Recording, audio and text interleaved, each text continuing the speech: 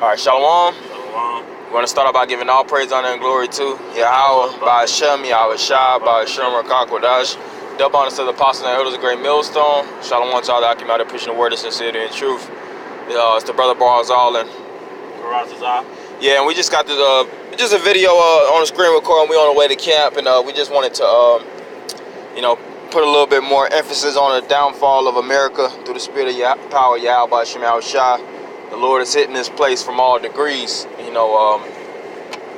Agriculturally, this place is looming, man. And this this article, it definitely supports that. It speaks about the Farmeggedon.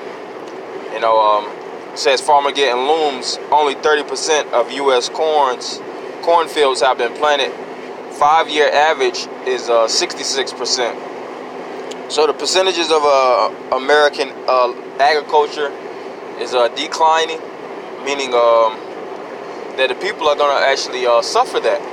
And, on top of all these things that's going on in these trade wars, you have these tariffs that's spiking the percentages of food products and manufacturing goods throughout the United States of America. So it's going to start to press and get harder for these consumers. I was listening to 88.5, here in Atlanta. They were speaking on how basically bike sales are going to start to soar and go through the roof due to this tariffs in China. Majority of products all these things made in damn China, man. So all these different tariffs and all these trade wars that's going back and forth to China. The ones that's going to suffer for it is the Americans. They're speaking about, if these tariffs start to press down, it's gonna $100 bike might be $250, $65 bike might be a good $125, and you individuals are already living paycheck to paycheck. Right. It's already hard for the average American. We are all debt slaves. We all are under a high debt. When you look at the U.S. debt clock, all right, the debt clock is based upon, Jake being low, and not only the so-called blacks, Hispanics, and Native Americans, but also the white race. So I'm just gonna read a little bit on it. We're gonna chime in through the spirit of power, Yahweh by Shema Shah. But it says 2019 is turning out to be a nightmare that never ends for the agricultural industry. Thanks to endless rain and unprecedented flooding, fields all over the middle part of the country are absolutely soaked right now.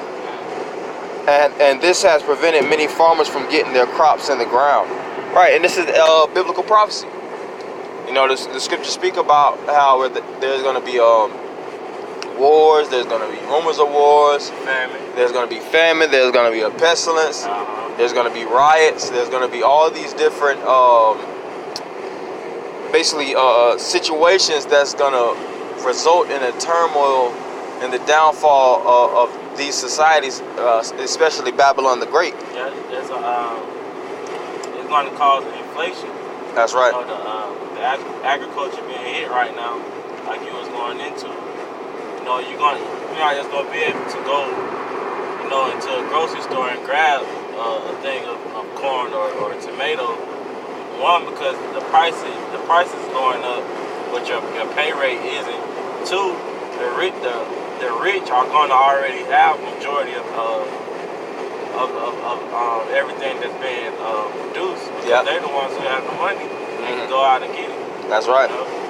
See, and that's why everything that we're eating at this point is genetically modified, hybrid foods. Which me and his brother was discussing earlier this week, basically had 90% of the corn in the corn fields. What's that?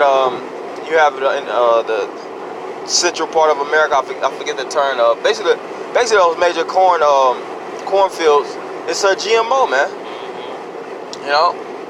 And why are they GMOs and hybridized? Because first off, the natural nutrients of the soil. Esau's not gaining that. He's already stripped this land of all the nutrients and things of that nature. Right. And they're looking to plant and produce things at a phenomenal rate to feed the masses of the people because they don't have enough natural foods to actually supply, and that's going into the famine. Now the foods that they have, if it's starting to be interrupted, and like I said, this is 30% of the cornfields, and these are GMO corn. This isn't natural corn. If their GMOs aren't even producing to the utmost, then that tells you that. What about the other food they have? Right. You know, the more what's the word I'm looking for? a natural, so to speak. The natural things, you know, or even the more wanted things by the people, because corn isn't consumed, you know, by majority of the people, so to speak. Even though it's a need, but it's certain other things that's more wanted than corn. Yeah, hell yeah. You know? So what about those things? That's how you know it's genetically modified. That's right. It says, but it turns out that number is 100% accurate.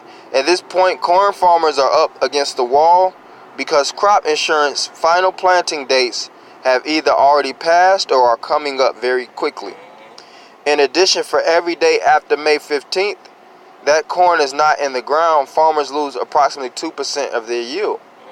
Unfortunately, more rain is on the way, and it looks like thousands of corn farmers will not be able to plant corn at all this year. Hey, and if I could just say too, You got it. this goes back to Esau not obeying the law, statutes, and commandments. Because when you read the scripture, you know that it's supposed to be a land Sabbath. Mm-hmm. You know, so everything can basically rest. Yep. You know, Have his time to regenerate. That's embedded in the law for there to be a land Sabbath. Matter of fact, I'm gonna get that look it up in the spirit because that's important, man. You know, the law, statutes, and commandments of Yahweh Shem Shai were put in place for a specific reason. For there to be a increase, for the land to actually reap and yield is increased, so that the farmers don't have to do all this strenuous work, you know, to produce. Let's see. Yep, Leviticus 25, and I'll start at verse 1. And the Lord spake unto Moses in Mount Sinai, saying, Speak unto the children of Israel, and say unto them, When ye come into the land which I give you, this shall the land keep a Sabbath unto the Lord. Excuse me. 6 years thou shalt sow thy field, which is the planting of the field, and 6 years thou shalt prune thy vineyards, and gather in the fruit thereof. But in the 7th year shall be a Sabbath of rest unto the land. And the average American, even these average farmers, if you talk to them, you know, they read their farmers' almanacs. They, you know, they're big scientifically farmers. They know about soil pH. They know about all these different seasons. Yeah, you said the seasons. Yeah, the different equinox seasons, and they know about weather system. They know all these things pertaining to their craft. But if you ask them about the land Sabbath, they're gonna look at you like you got them 3 heads, man.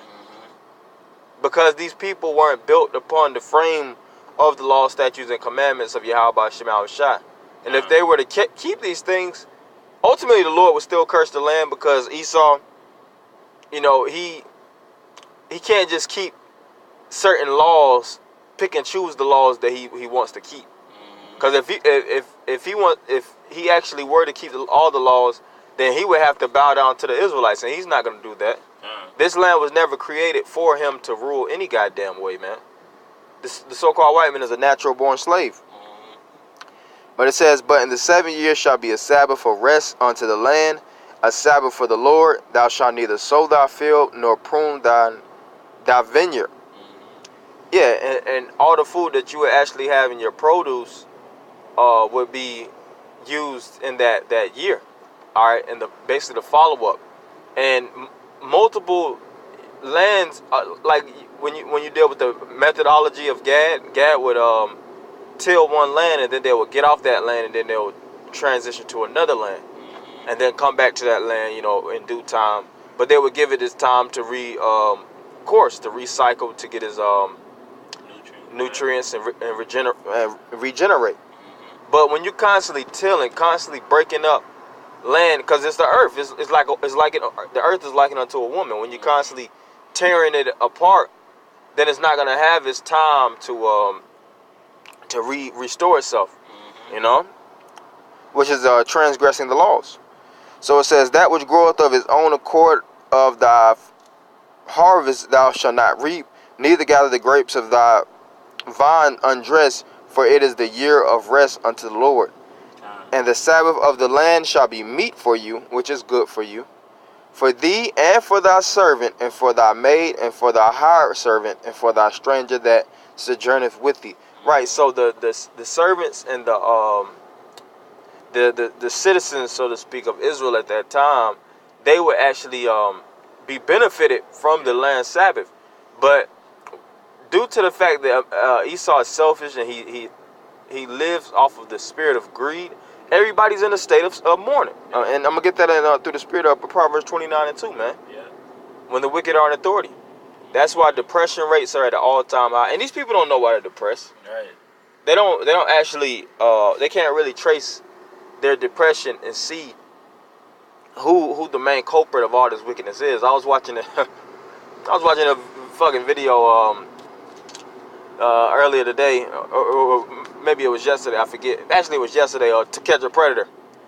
You know, you had this sicko, you know, texting little girls and shit like that. So the dude was asking him, yo, what basically what's wrong with you? Why are you doing these things? He trying to get into the psychology, and the dude was like, man, I don't know, man. I just got a sick ass mind. But he was like, I don't know where it's coming from. You know, I always had these complexes about me and this and that. Well, really, it's coming from America. Yeah. You know, the byproduct of all the demons that's jumping in your mind is coming from the forces or the powers that be. That's right. That directly or indirectly manipulate your mind. You see, on top of the, like, for instance, the food we dealing with in the